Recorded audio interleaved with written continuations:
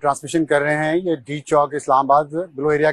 से हम आपसे मुखातिब हैं, क्योंकि बहुत शदीद तूफान इस वक्त इस्लामाबाद में चल रहा है। मेरे पीछे देखेंगे अगर आसमान इस वक्त यहाँ पे तकरीबन 5 बजे हैं और इस वक्त सख्त यहाँ पे धूप होती है इस्लामाबाद में, लेकिन आप देख रहे होंगे कितने गहरे बादल हैं। और अभी कुछ मिनट पहले तक यहाँ पे शदीद अंधेरा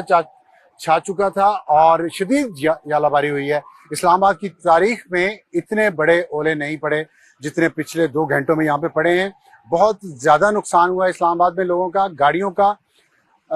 हमारे जो मुहतात अंदाजे के मुताबिक हज़ारों गाड़ियाँ इस्लामाबाद में डैमेज हुई हैं। उनके विंड स्क्रीन्स टूटी हैं, उनके बैक के पिछले जो स्क्रीन्स होती हैं वो टूटी हैं, उनकी साइड के शीशे टूटे हैं, गाड़ियों पे डेंट पड़ गए हैं, लोग जख्मी हुए हैं और घरों की जो कमरे हैं उनकी जो खिड़कियां हैं उनके शीशे टूटे हैं। बहुत ज़्यादा यहाँ पे नुकसान हुआ है और अभी भी बारिश हो रही है। और ये जो तूफान, अभी आपको ये पहाड़ नज़र आ रहे हैं मारगला हिल के, ये वाले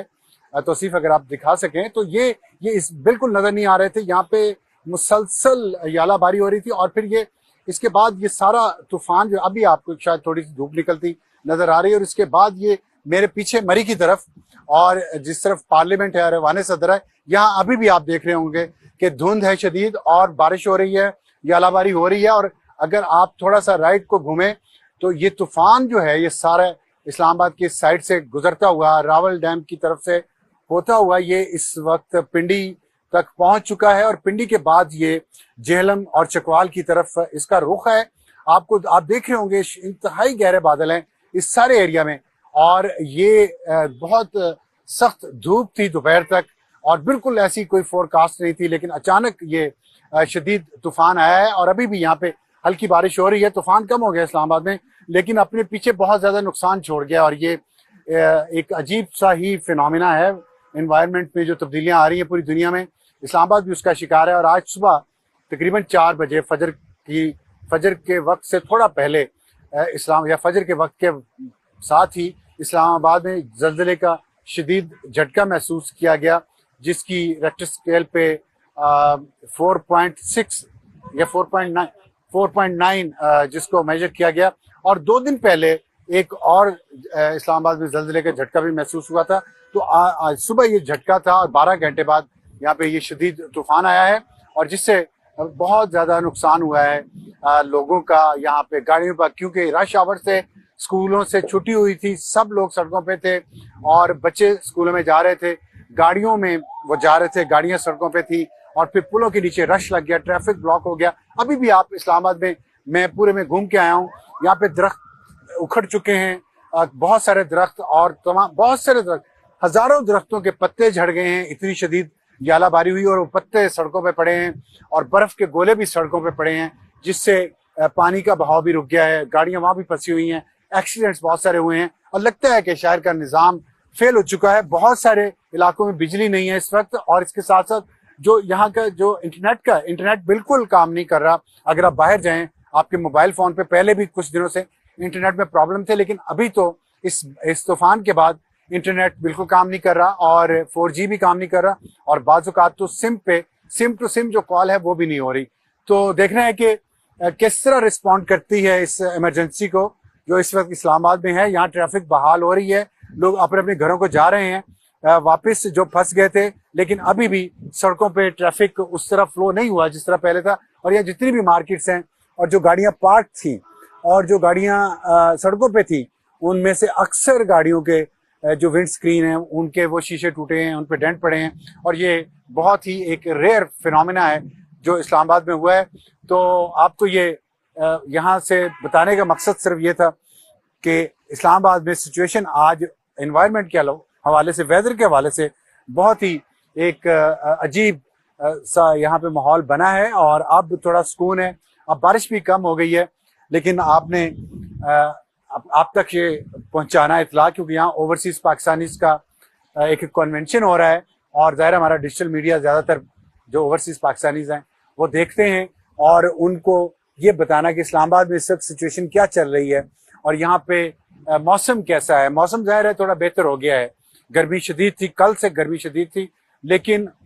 गर्मी कम होने का अभी भी आप अगर तौसीफ यहाँ से आके दिखाएं तो आप देखेंगे कि शदीद गरज चमक के साथ बारिश, पीएम सेक्रेटरीट आपको नजर आ रहा होगा, पीछे बिल्डिंग जो है उसके ऊपर बादल अभी भी हैं और बारिश भी हो रही है, ओले भी पड़ रहे हैं और गरज चमक के साथ। तो ये थंडर स्टॉर्म चल रहा है और ये इस तरफ को बढ़ रहा है इस वक्त झेलम और चकवाल की तरफ। तो ये आपको ताज़ा तरीन यहाँ से बताना था। इसके साथ ही यहाँ से इजाज़त चाहते हैं और आपसे थोड़ी पॉलिटिकल बातें भी होंगी आज, लेकिन मैंने सोचा कि यहाँ आपको इस्लामाबाद का ये मंजर दिखा दें। और इस तरफ अब आप देखें मारगला पहाड़ियों की तरफ सुकून है, लेकिन तूफान आया इसी तरफ से था और सबसे ज़्यादा नुकसान भी उन्हीं सेक्टर्स में हुआ है जो इन मारगला हिल्स के साथ साथ, और यहाँ F5 F6 से लेके D12 और D13 तक और बल्कि शाह अल्लाह दिता तक ये तूफान जो था